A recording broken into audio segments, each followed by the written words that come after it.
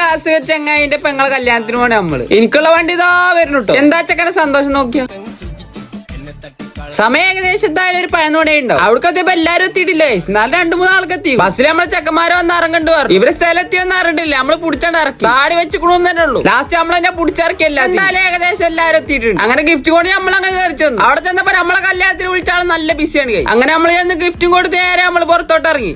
ഇനിയുള്ള പരിപാടി പറഞ്ഞ ഫുഡ് കഴിക്കലാണ്. അങ്ങനെ വേഗം നീച്ചു. എല്ലാവർക്കും കഴിക്കണ്ടേ? അതല്ല അതിന്റെ ഒരു ബ്യൂട്ടി. ചെക്കനോട് സലാം പറഞ്ഞ് നമ്മൾ അവിടെ നിന്ന് ഇറങ്ങി. ഇനി നമ്മൾ ചെറിയൊരു ട്രിപ്പ് അടിക്കും. അതല്ല അതിന്റെ ഒരു ബ്യൂട്ടി. നമ്മളെ അടുത്തുള്ള ഒരു പാലത്തുമൊക്കെ പോണ്. അങ്ങനെ പോണ വഴി കണ്ടാണ് കേട്ടോ. ആ പാലം എന്ന് പറഞ്ഞ ഇതാണ് കേട്ടോ.